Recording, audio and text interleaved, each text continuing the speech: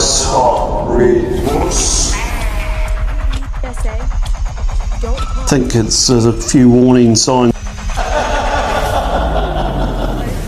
Hello everyone, Scott Findlay here, founder and director of the Back Room, and I'm really excited today to take you or to help with our first podcast webinar with our first Hot Wings, Hot Ones webinar. So it's really great because we're going out to the PKF audience on this, and we're very lucky to have with us the chair of PKF New Zealand, Glen Martyn, and we're also, another biggie we've got Wayne Findlay, the CEO, founder of the Back Room.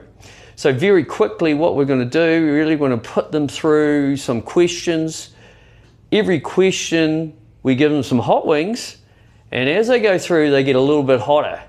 So it'll be going to be interesting to see once we get to question 5. Do you think there's confusion around AI in the accounting world at the moment? Yeah, AI. Everyone thinks they need it because it's a big buzzword at the moment, and no one knows what they actually want from it at this point in time. So it's one of those things that it's a cool thing to have. The flash kids have it, and we want it. But what do I want it for? Haven't figured that bit out. Yeah, I don't think it's mostly for other accountants. I think we haven't figured it out. Now, I don't think I've figured out this hot sauce here, Glenn, so I think we will start talking and eating. Are we allowed to talk and eat at the same time? Yeah, that's kind of the danger. I think we've already dipped these, but just to prove that, we'll just put a little bit on top as well. There we go. This is a chili rojo. It's a red chili sauce, and I think we're going left to right. We don't want to go too hard, too early, I might just suck the sauce on this one. I'm quite hungry. Yeah, no, hang on. Yeah. Have we got a discard plate? That's what we need. Yeah. I can just leave it here on the side. Oh yeah, here we go.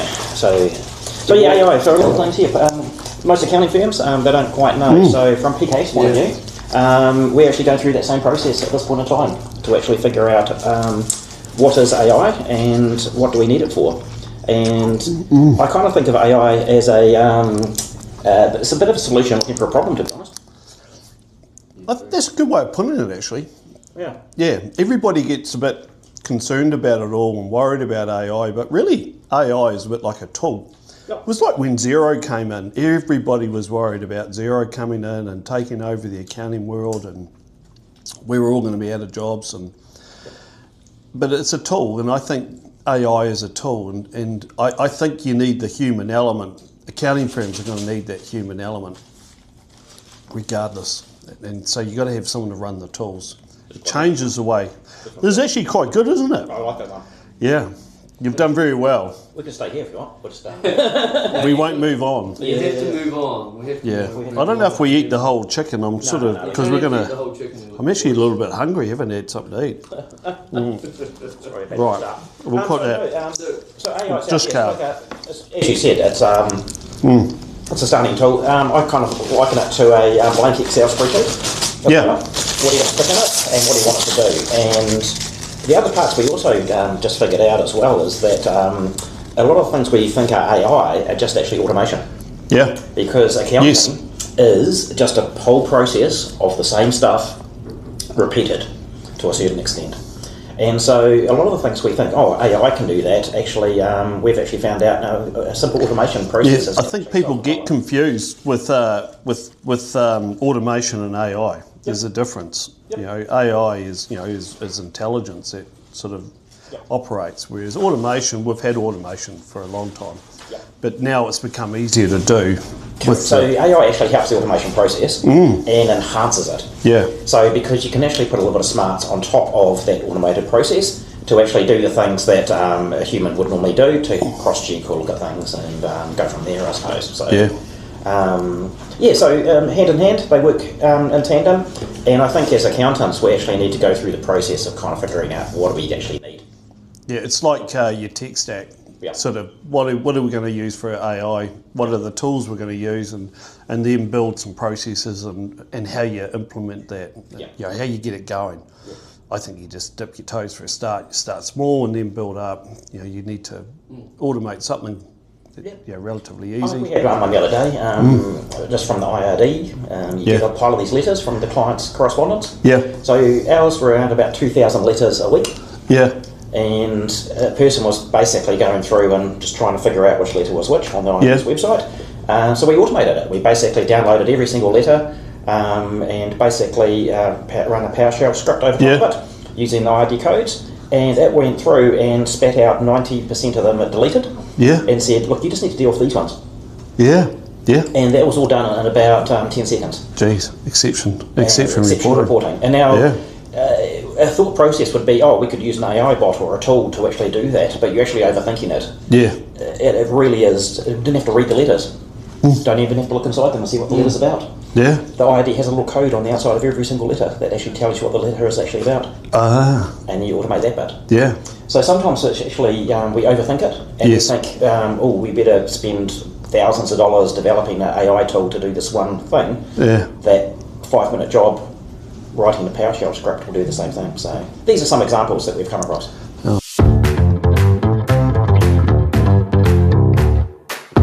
What are we on now? We've gone to a sriracha rojo.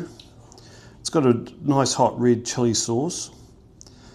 I think there's a few warning signs on here, Glenn. So this is your number two. So you're going to get your number 2 question. But these two great minds have pretty much answered all my questions in the first question. But we're just going to keep going on anyway. We can go a little bit more deep. onto the second question. When often it's more of something kind of what I think, but what your comments on it is that, you know, us accountants out there, as you mentioned, tend to overthink about AI and what they've got to do and all of that. But sometimes have they actually thought what's changed with their clients? What are their actual client needs? You know, so it gets what does actually your client need out of this? So I'd just be interested in your comments on that. What is it, you know, around? It's quite nice. It's a little bit hotter than the last one. I'm starting to feel that one. My tongue. A little bit of tickle.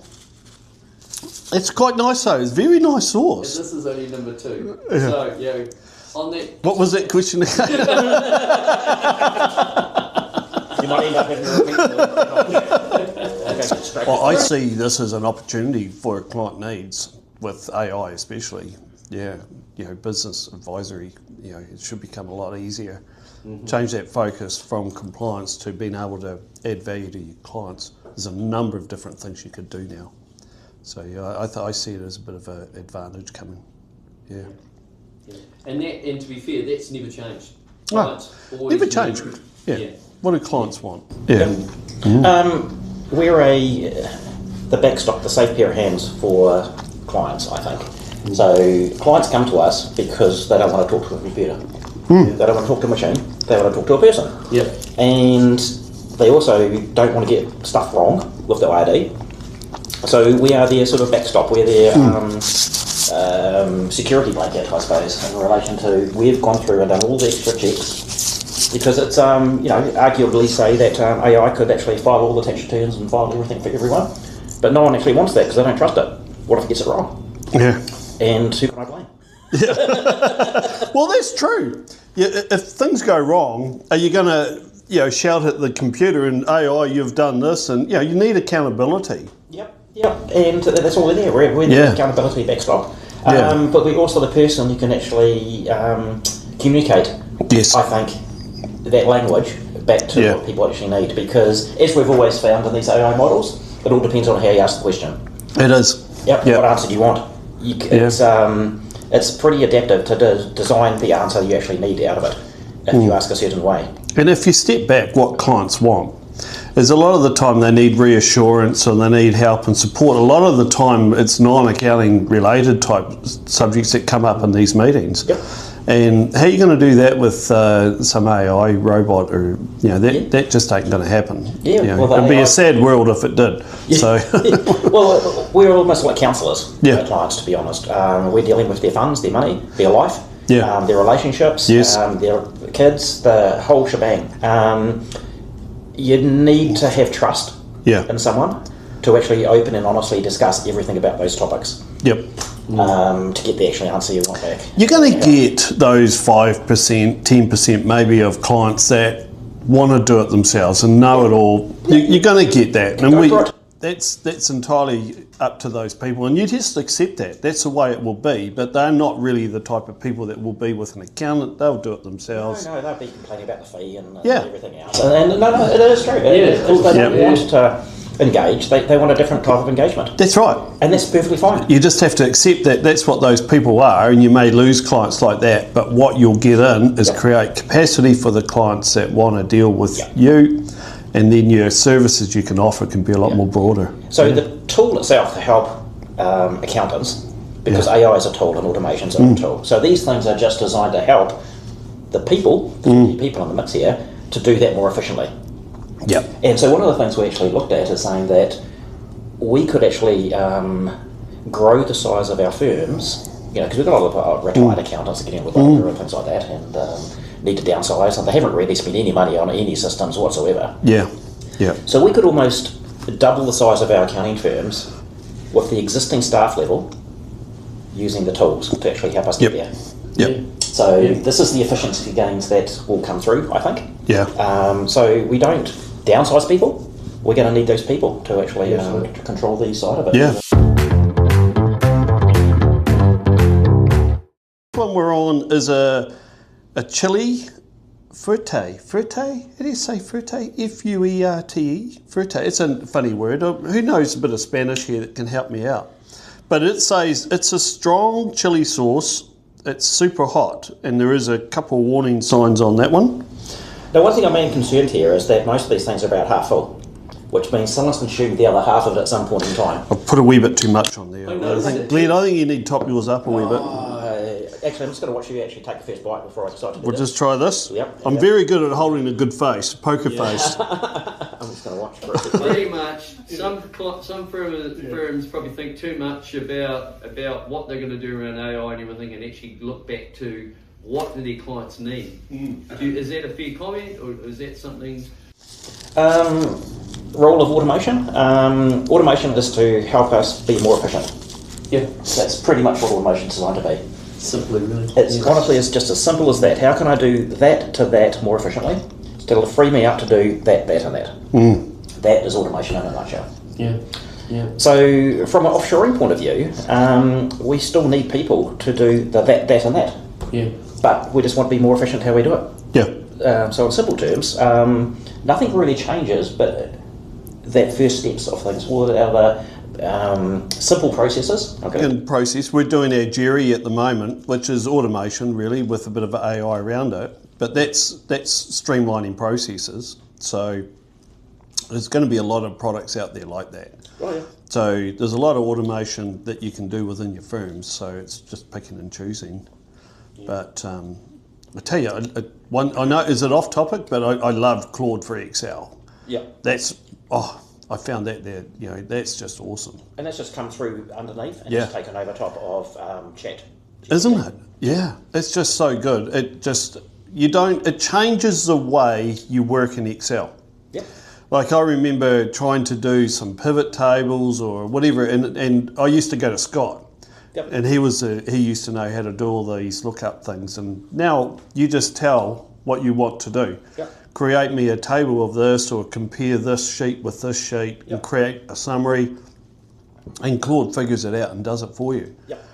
So these tools are going to be amazing for analysing data. Oh, great for analysing. The use case for most of them is actually going to be, from an accounting point of view, is that in the past, let's just basically go back to simple compliance-based accounting. Yeah. Some accounts and some tax returns. Yeah. We never really went through the client data to really understand it and actually drive things a lot differently. Because it was eyes on top of things. Correct. We're producing a product of the output, right? Yeah. What if you go back at the beginning and actually understand what the data means? Yeah. And change the way you actually use the data. Excuse me for a sec. That's one of the blooper ones that we I came out for air and I took a break. I should have just kept talking. Yeah. this is a steak. Yeah. So that's really understanding of Yeah. we got to be different. If we think we're going to stay the same, Yes. and do outsourcing exactly the same way you've always done it, You got to train your team on these tools. Yeah. And I know we talked last night about adoption of AI within your accounting firm, or getting the people to use it, because there's a fear that a barrier. I don't want to use this. It's going to lose my job, or something's going to take it away, or too much change sometimes, and they're scared of change. But you need to embrace it. yeah. You remember we always talked about the Kazon's theory. Yeah. Always improve, Yeah. and You need to build that fundamental base within your accounting firm. Well, you've got to actually, from your staff's point of view, get them to think differently, because at the moment, a lot of people are waiting to be told or shown how to do something. Yes. Yeah, true. Yeah. And so most of them will say, look, you need to train me on AI. Yeah. Well, what does that mean? Yeah. And so we have to change the way we're thinking. Yeah. We shouldn't be training on AI. Yeah. People should just be critically looking at their own jobs and the tasks they do, Yeah. and then say, how could I do this more efficiently? Yeah. And they have to change the mindset themselves. Change that thinking. We did that. We called it a hackathon, where we offered a prize money to the staff here at Back Room. Yep. 50,000 pesos, which is a lot of money for the. And so it was to go through and look at a process. Yep. And automate it. Yep. And do what you can to improve it. Now I think we had 4 or 5 finalists. There was things. Some people created an asset schedule, a whole depreciation asset schedule, which was a problem for us in the Philippines. Yep. Then we had someone create a work paper suite in Australia. Yes. And what was the other one? Then we had a payroll software for our interns. Yes. It was just amazing what they came up with. Yep. Then this is our team. Yeah. And so for your standard compliance-based ones, it's just looking at, okay, I'm doing this, this takes me a lot of time to do this one task. Yep. So all they've got to do is look at what they spend most of the amount of time on. Yeah. Just go for the easy ones. Yeah, pick something off. You just got to low-hanging fruit. Just get something. A topic. Yep. A thing. Don't try to say, I'm going to automate this entire process. No. It's a part of a process you have to automate. Yeah. And so you just go with that. Absolutely, yeah. It's the hardest things first. Like, what do I spend the most space? It's the IOD letter thing we spoke about. Yeah. I didn't realise, until I asked, I had no clue someone was downloading these and reading them. It's like, what are we doing that for? Yeah.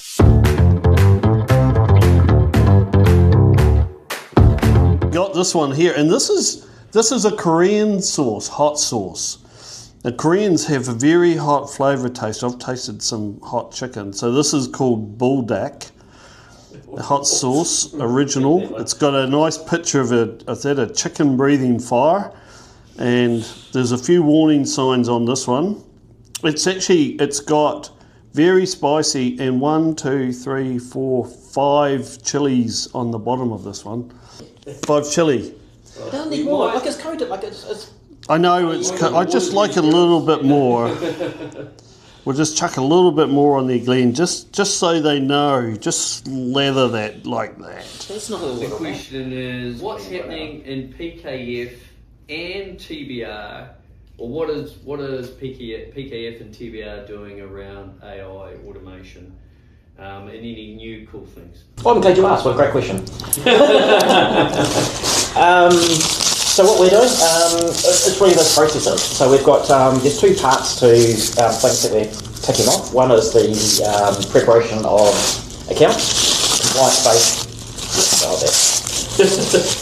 I just got a little bit round the cheeks, and it's sort of.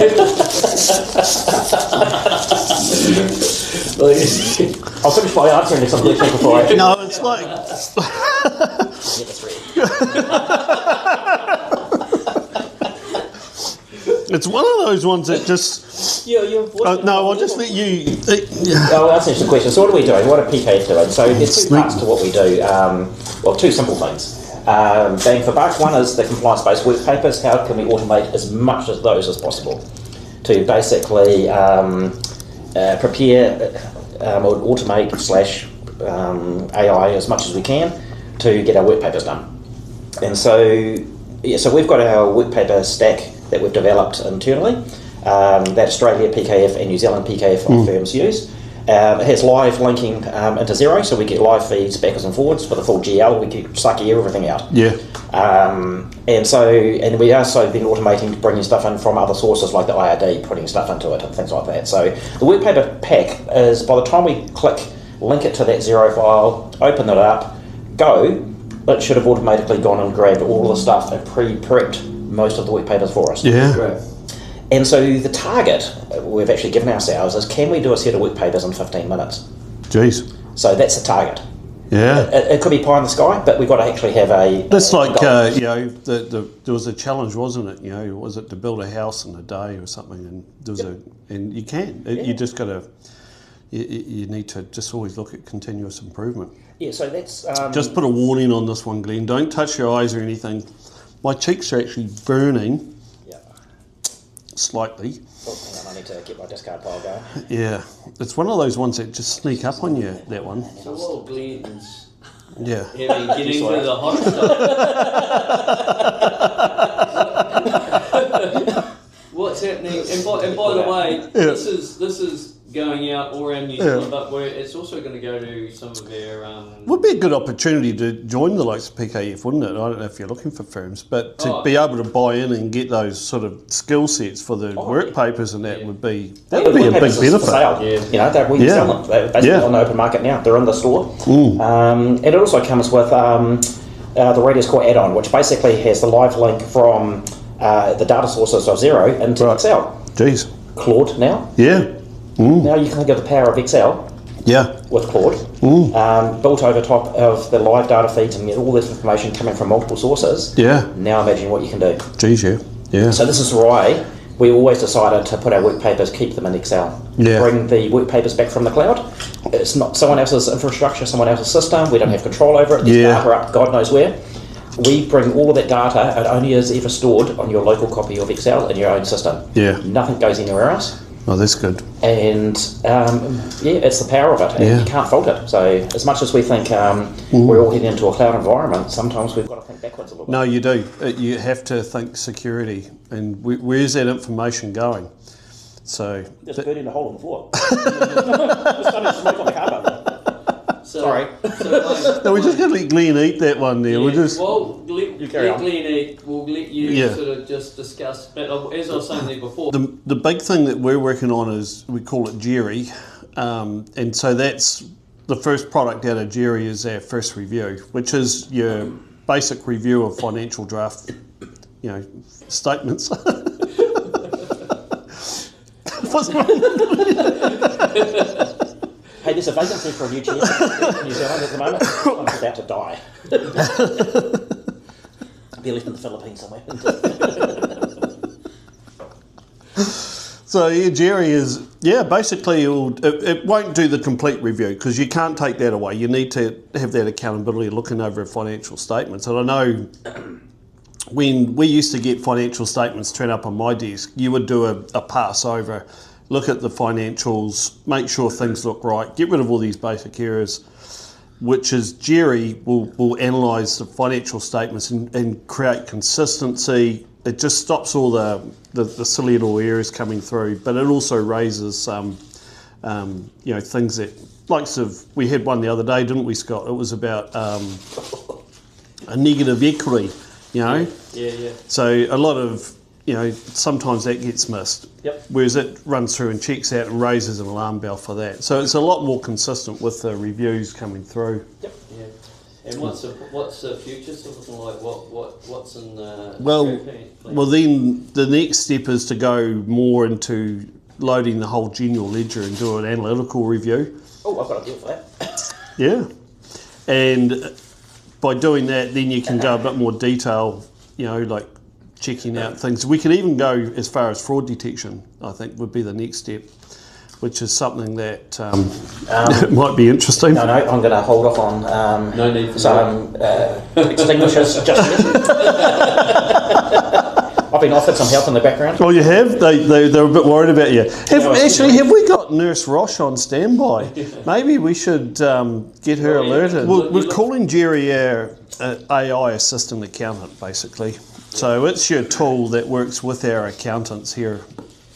So that will be your reviewing, your prepping, You'll have the Ask Jerry, which is your Chat GPT.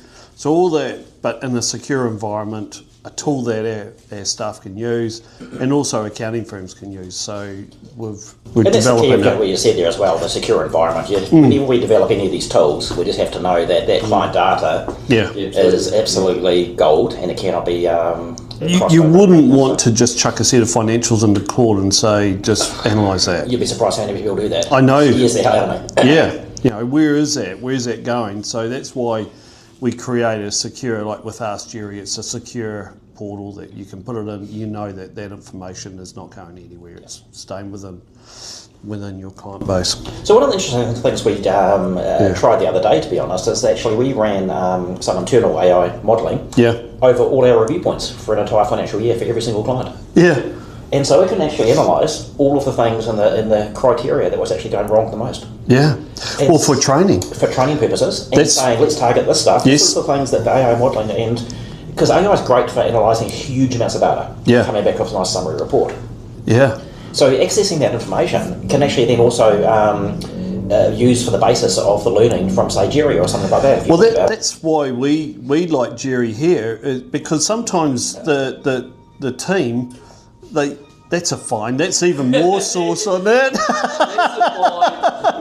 Extra bit of chicken for Glen.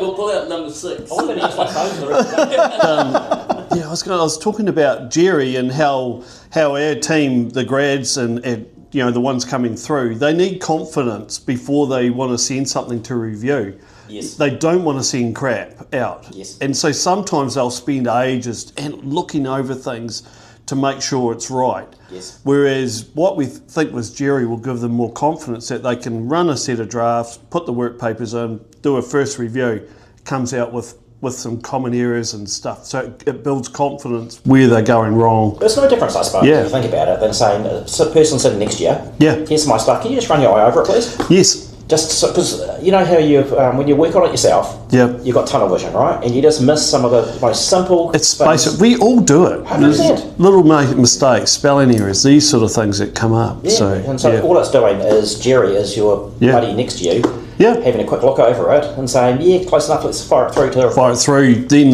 what you're getting at is a review. You know the basics have been checked. You got the report, and so then what you're looking at is opportunities or the big things that could go wrong. Correct. And that's rather than have to spend all that time looking as... does that match? Does it... All that's been done. Yep. And this is what we talked about before. You know what we said about just saving time? Yes. That's all we're doing here. These processes are just about how do we free up the staff and this time.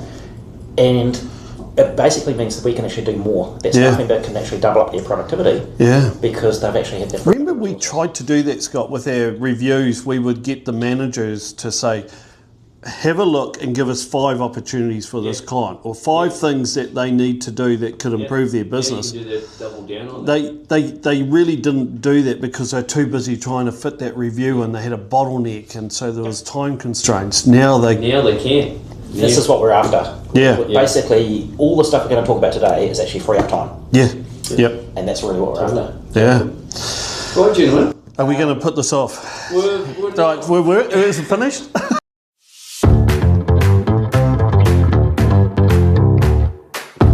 I was being a prick over this. I said, I want the hottest sauce you can get in the Philippines. Poor old Rachel here has been looking at it. So what we have is called... It's pepper one, Carolina Reaper. Now, I think that's famous in the pepper sauce. We'll see. Hot sauce. And I haven't seen how many chili marks on this one. Shake well. It's got a few warning signs on it. Right, the last question. I think we just... This is a good one for you guys. We're talking opportunities. And, Glen, just want you to sort of go through where the opportunities are in the accounting world, PKF, in general. Like, I know, for instance, Kennan's are doing some good things around business advisory. There's some good audit stuff coming through in Hamilton, and of course what Wanganui are doing around automation and AI. So where do you see it? So where we need to get to at PKF is that we are independent officers, and we. I'm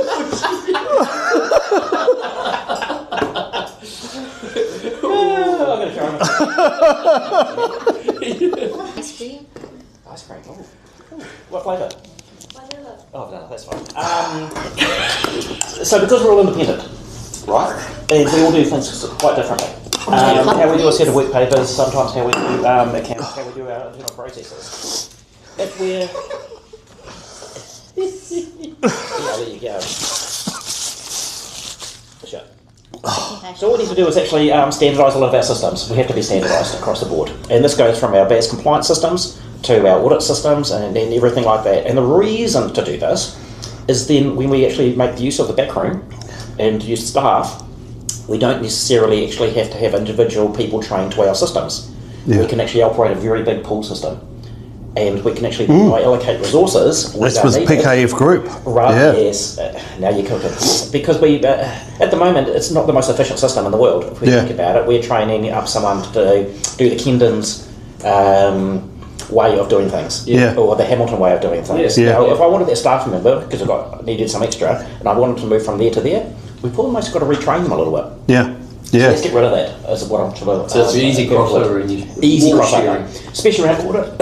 Yeah. Audit should be the same. Yeah. I mean, audit systems and procedures and documentation should be absolutely consistent. So if we are going to use this AI tools and automation tools, we have to have some consistency going forward. So my vision of the future is that we have to standardise. I agree, completely agree. Yeah. Well, I think that what we're looking at is what's the accountant of the future going to look like? What's the AI of future accountant? And I think there's a different skill set. That's good. That's not too bad. Yeah. Probably really is a bit of a hot sauce actually. So enough. Do you want a wee bit more on that? I'll take a second bite first and then I'll figure it out. I just got to look out and staunch in.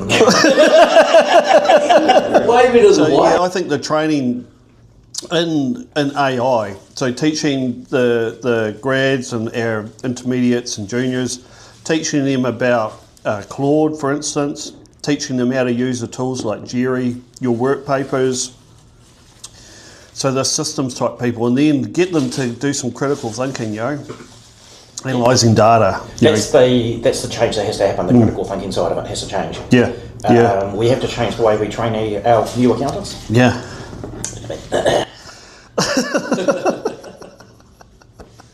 Just had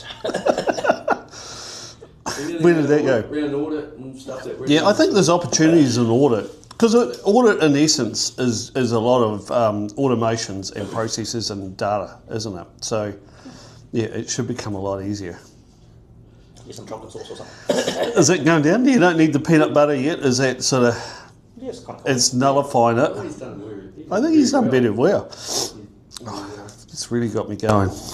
Yeah, it makes your nose run a little bit, doesn't it? It does, it does. It cleans the sinuses out. Actually, it's stopped my ears from ringing. They were ringing before, but now it's good. Well, it comes through for the grads. What's the new grad going to look like? Yes. What do we need? And I think it's you want those young people that have got a bit of an IT thinking background, that are good with IT and technology. They have that attention to detail, but then they also I think need some accounting skill sets. They have to know. Well, it is that soft skills with being in front of clients. That's interesting. But I do think the training wise, which is what we're doing with our masterclass, is taking accountants that have had 2 or 3 years experience in accounting, not necessarily New Zealand, Australia, US, Canada, whatever, but experience in accounting to know the terms and have that basic, what's the balance sheet? Does it balance? What's fixed assets? All this sort of stuff. And then put some AI training over them, systems automation, and then bring them out and put them with firms. I think they'll have a bit more rounded experience. So do we need actually to employ trained accountants to be accountants? See, that's the question, Like I always had that discussion, didn't we, Scott? Like with our client-facing managers. Yep. Should we be hiring ex-bank managers or insurance people or someone in other industries and putting them into your accounting firm to be client-facing? Yeah. Because the tools are there now to help support them. or the other side of the thinking of that, which I actually also believes, is that when we actually are dealing with clients' things, systems, or whatever it's going to be, I was grappling with the same question, to be honest. Yeah. But then I actually came back to realise that you still need to know your basic debits and credits. Yes, you do. And if you actually run your entire thing off a computer and that does it all for you, and then you get hit with a curly question to figure out, well, hey, what's actually happening here behind the scenes. How many people can actually do that now if they haven't gone back to the old pen and paper, T accounts, understand what's actually happening? What is the computer doing? Can I understand what it's doing? Or do I rely on the output as being correct? Yeah, it's exactly right. So I was grappling with the same thing. So It's tricky, isn't it? It's a conundrum. You know, what do you do? What's a future accountant look like? You know, and are our universities and people, are they coming through and training them? I don't think so. Not yet. Not yet. They need to change. Maybe that's probably another topic for our next hot ones. Yes. The PKF hot ones.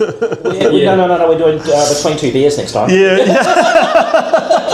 I actually think we should do between two gins. So I think it's a pretty good wrap for our first hot ones, gentlemen. I think before we go, I think Scott's got to have one of these. Don't we agree? Well, unfortunately, we're all run out of chicken. Luckily, we have some chicken left, don't we, Uja? Negative. I reckon just a tiny little bite. Just a little bit. Actually, just take a little bit off it, and if you have a little bit of skin. Give me a wee bit of Glen's. I don't mind sharing Glen's. Okay, I'll scrap it. We'll just put a bit of sauce on No. it. No. Thanks, Glen. Just take a little piece like that. That's all you need. That's all I need. It's so soft.